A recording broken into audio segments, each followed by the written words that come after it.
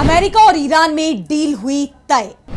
Iran की शर्तों के सामने झुका अमेरिका। डील को लेकर अमेरिका में ट्रंप का विरोध।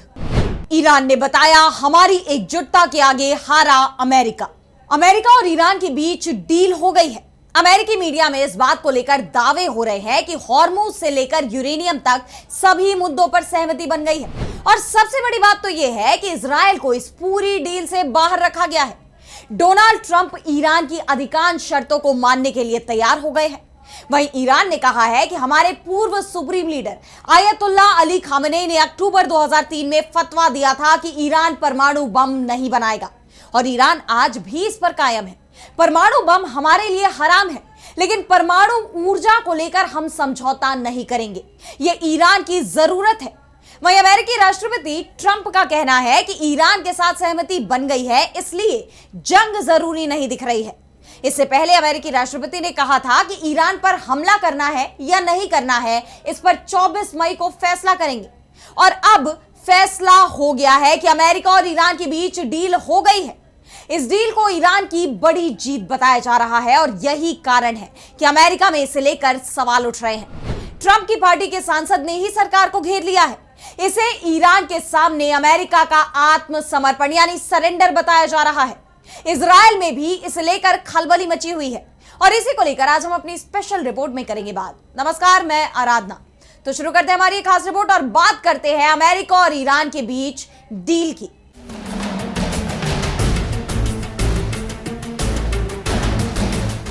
तो दोनों देशों में डील तय हो गई है। डील के ड्राफ्ट को दोनों ही देशों की मंजूरी मिल गई है, और इसके बाद से ही अमेरिका में हंगामा मच गया है। डोनाल्ड ट्रंप की रिपब्लिकन पार्टी में ही इसे लेकर बगावत के सुर सुनाई दे रहे हैं। ट्रंप के करीबी रिपब्लिकन सांसद लिंडसे ग्राहम का बयान सामने आया है, जिसमें उन्होंने कहा है कि अगर ईरान के साथ समझौता इसलिए किया जा रहा है क्योंकि हॉर्मुज को ईरानी हमलों से सुरक्षित नहीं रखा जा सकता, तो इससे ईरान की ताकत और बढ़ी हुई दिखाई देगी। अगर दुनिया यह मान लेती है कि ईरान किसी भी वक्त हॉर्मुज को प्रभावित कर सकता है और खाड़ी देशों के तेल ढांचे को भारी नुकसान पहुंचाने की क्षमता रखता है, तो इससे मिडिल ईस्ट में ताकत का संतुलन बदल जाएगा। जिन शर्तों पर ईरान के साथ समझौता किया जा रहा है, वो लंबे समय में इजरायल के लिए बुरा सपना साबित होगा। ग्राहम का कहना है कि अगर ट्रंप इस समझौते को अपनी जीत बताने की कोशिश करते हैं, तो यह साफ झूठ होगा, क्योंकि समझौता तो ईरान की शर्तों पर हो रहा है। यह भी कह सकते हैं कि फरवरी से पहले ईरान की तरफ से डील के जो प्रस्ताव दिए गए थे, वो शायद इस वक्त दिए जा रहे प्रस्तावों से बेहतर थे। और सबसे बड़ी बात तो यह है कि हॉर्मुज को लेकर अभी भी तस्वीर पूरी तरह से साफ होती दिखाई नहीं दे रही है। अब सबसे पहले हम बात करते हैं अमेरिका के राष्ट्रपति डोनाल्ड ट्रंप की तरफ से क्या दावा किया गया है। तो ट्रंप का कहना है कि अमेरिका और ईरान के बीच युद्ध विराम समझौते को लेकर बातचीत लगभग पूरी हो चुकी है।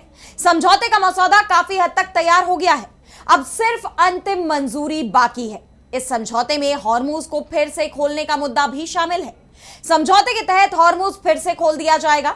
यह समुद्री रास्ता दुनिया में तेल सप्लाई के लिए बेहद महत्वपूर्ण माना जाता है। डोनाल्ड ट्रंप ने कहा है कि हॉर्मुज को दोबारा खोल दिया जाएगा।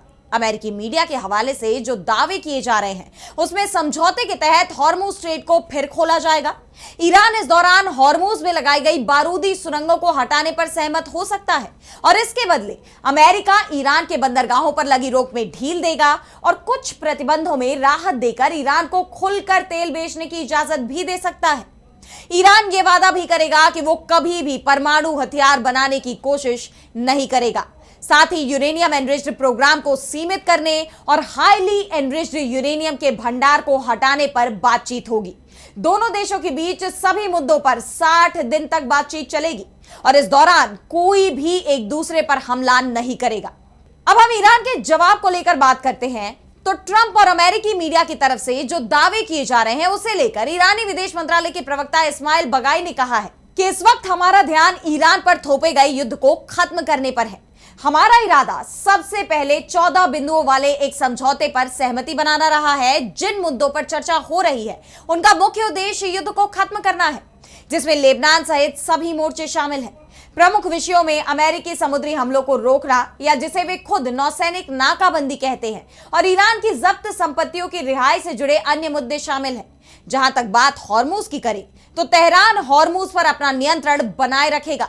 ईरान केवल गुजरने वाले जहाजों की संख्या को 28 फरवरी से पहले के हालत तक वापस लाने पर सहमत हुआ है, लेकिन इसका किसी भी तरह से यह मतलब नहीं है कि युद्ध से पहले जैसी मुक्त आवाजाही फिर से शुरू हो जाएगी।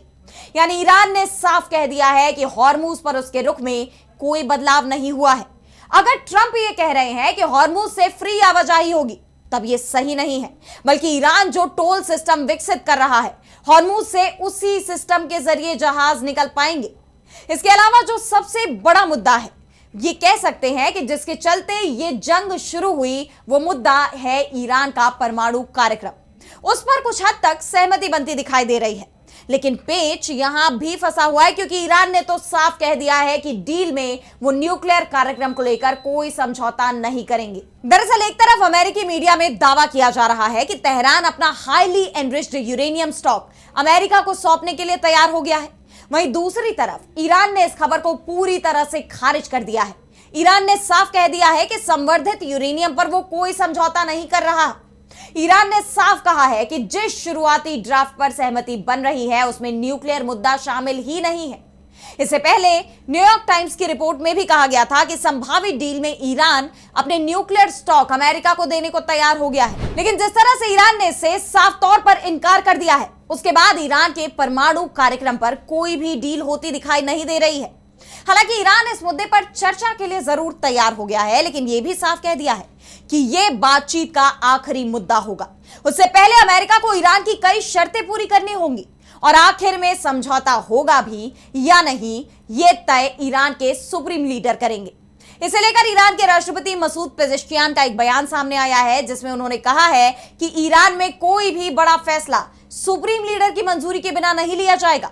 देश की सुरक्षा और सेना से जुड़े बड़े फैसले सिर्फ वही परिषद ले सकती है जो ईरान की राष्ट्रीय सुरक्षा मामलों को संभालती है।